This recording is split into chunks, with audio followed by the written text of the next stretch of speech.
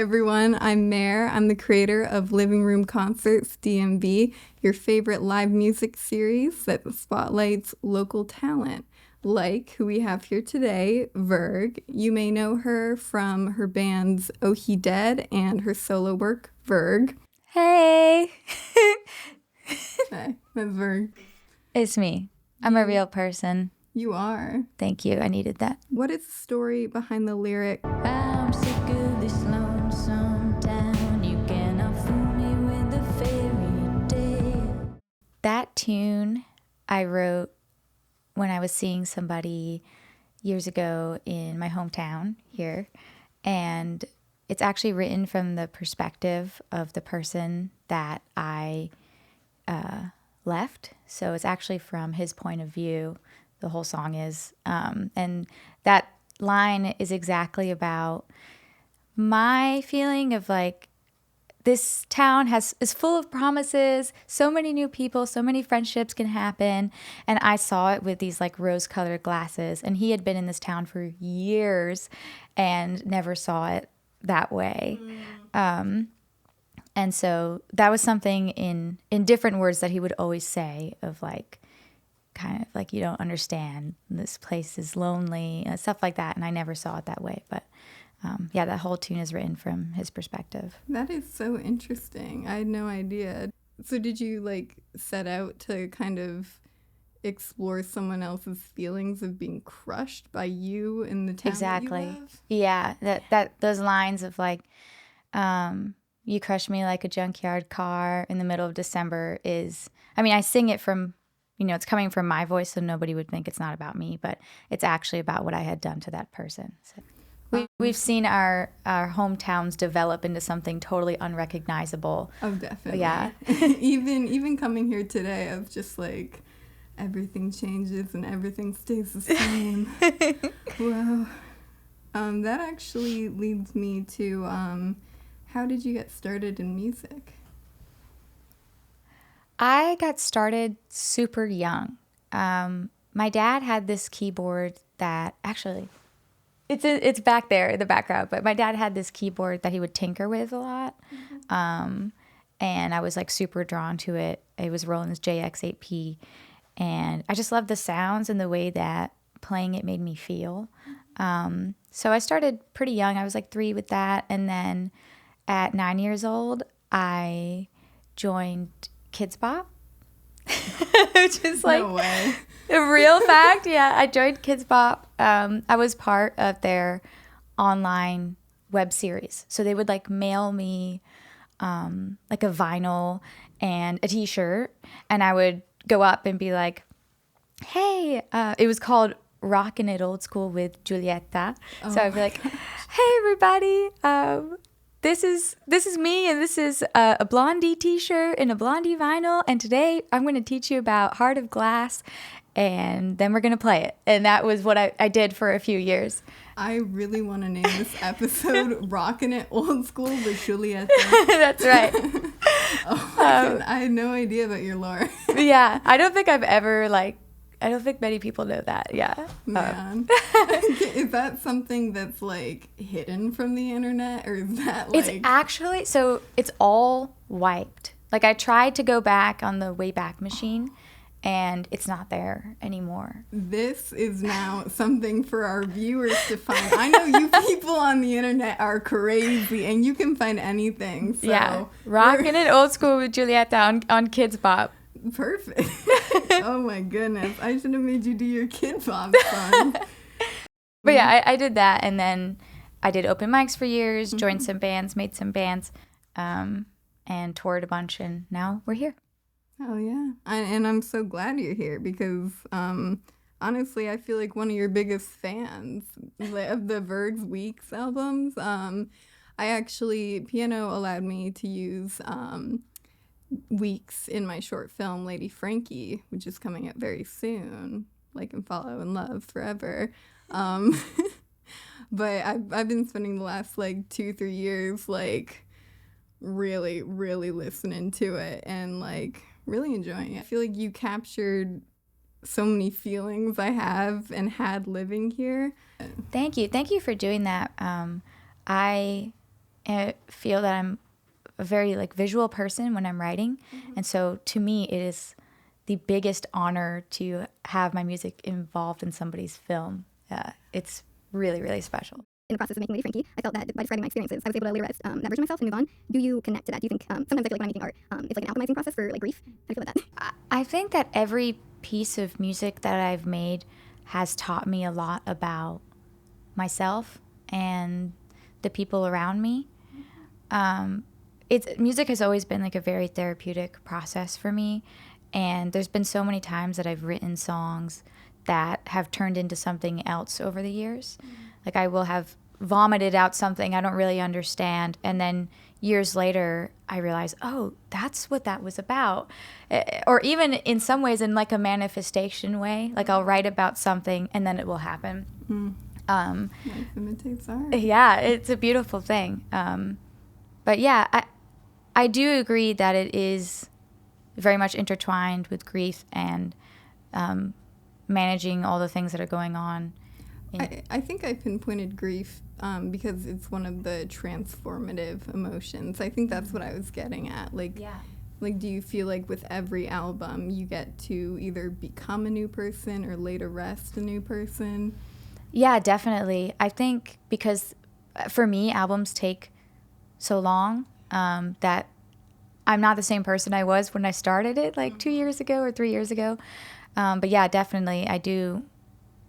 I don't think a part of me dies. I do feel like a part of me is like born through it.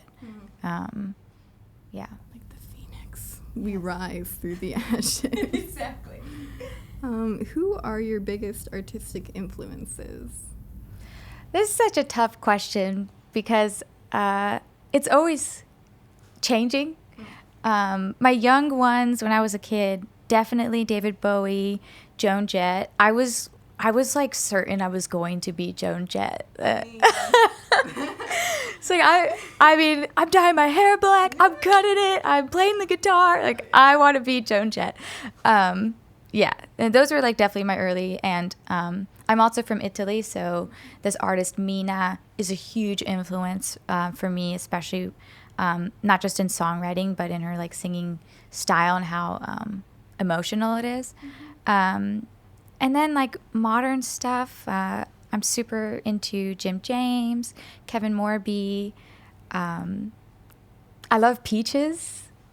Sucking on my titties like you want to. Yeah, that girl. I love Peaches. Wait. Oh my god, that's so good. Yeah. Yeah, it's kind of all over the place. A big one that has like really affected me probably through like high school to where I am now is Radiohead. I had like somebody when I was a freshman in high school be like, "Do you know Radiohead?" It's like, "I love Creep."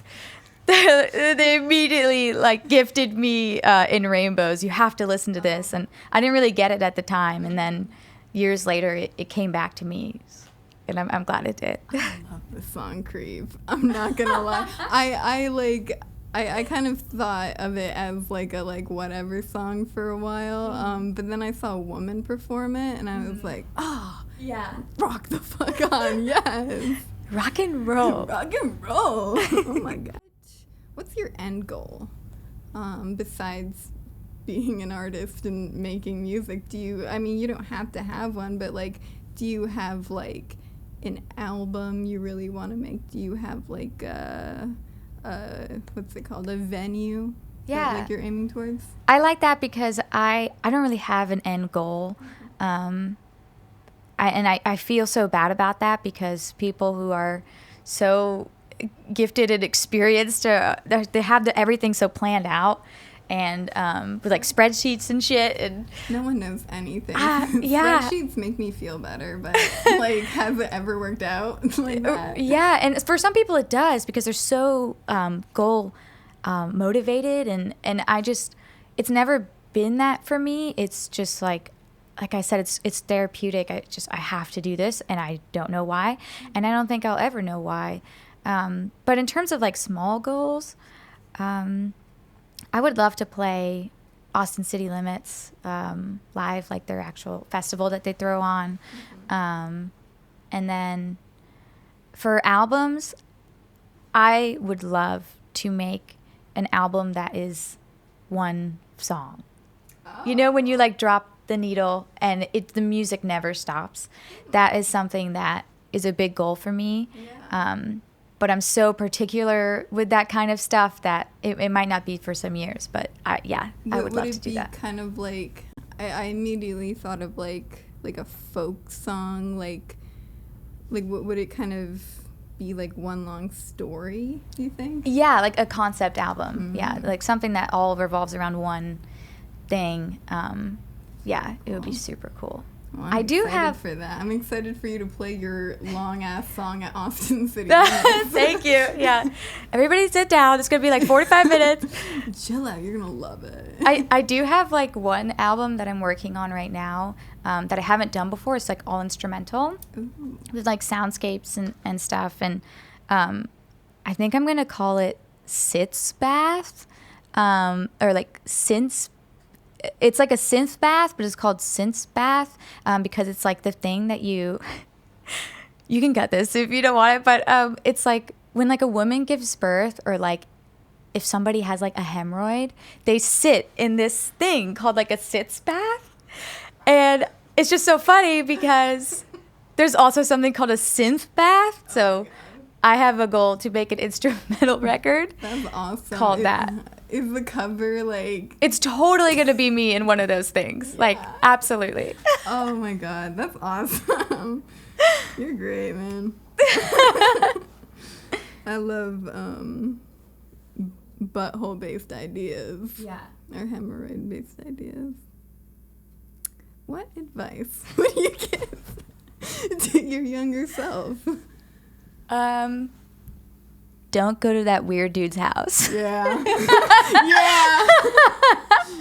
Don't go to that weird guy's house. Yeah, that guy. He's weird. He's weird. And you know 30, he's weird. And you're 19. Yeah. Oh. Yeah. Oh. We know things now. We've got fully developed brains. Yes. I'm past 25, so my what's it called? Frontal lobe. Thank you. It's fully developed. I'm not gonna lie. I think like 1 week ago it went, and then I was like, oh, I see it clearly now. I see it all. Yeah, actually, that's so funny to say that because I could like pinpoint to the moment that I felt like a shift, and I wasn't doing anything. I was just like standing in somebody's living room, like we are now, and I just remember feeling like, oh, it's happened. I am a full woman now. I'm a woman. Yeah. I may have been like super like off my rocker, but. How has your relationship with your work changed as you grow into your artistry? I think through meeting so many people on the road, that's actually what has shaped my artistry the most and what's growing so much because if I'm only taking my own advice, I fall into these endless loops of doing the same thing, same chords, whatever. But I've definitely met people along the way that have like broken that cycle for me and like really inspired me. And also the other band I play in, Oh He Dead, everybody in that band really pushes each other to fulfill their dream. Mm-hmm. And that's been super helpful for me as well. So that's kind of the growth. It's not like, I mean, I'm sure some of it comes from stuff that I've come up with, but most of it is from my circle, like encouraging me. That totally makes sense. That's what's so beautiful about touring. I wish I could stay longer in every space. Well, not every space I go to, but I do wish I could experience it more. Yeah, stay longer. How long have you been a touring musician? Honestly, I know that I think I romanticize touring a little bit. I've always wanted to tour as like a photographer on someone else's tour briefly. Okay, good to know. Because I think that it can get exhausting. But how long have you been touring? I have been like professionally touring for about 5 years. Nice. Yeah. How is that? It's good. You're right about the exhaustion part. I had a moment 2 years ago where I got so tired that I like fully lost myself. And I worked definitely with some professionals to get that shit back together. But it was purely from exhaustion and just completely out of my mind, just like not recognizing myself and who I am. Where am I? Who am I? What is all of this? That kind of stuff, but like nonstop. So I really try to prioritize my sleep now. Yeah.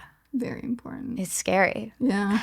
I've been there. Mm-hmm. You, especially like as an independent artist, like we're funding this ourselves. We're like putting in all this work. Like it's hard sometimes to know where your absolute limit is, and you will find it. You will find it before you It'll know. find you. It'll find you. Yeah.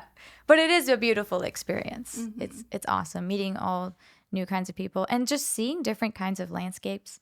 I just love passing through towns where it's like, it's just like our town. Mm-hmm. It looks just like our town, but it's in like Kansas or something. You're like, who Yeah. are you people? I know you're gay. I know you're gay. We're all gay here. Hi, gay people. Really, thank you so much for having us here, and thank you for being the pilot episode, the first person. If our audience wants to find you, where can they find you? You can find my music at virg.vision. That's a real website. Yes. And we're going to link that in the description. We're also going to link our links, so keep up with us at LRC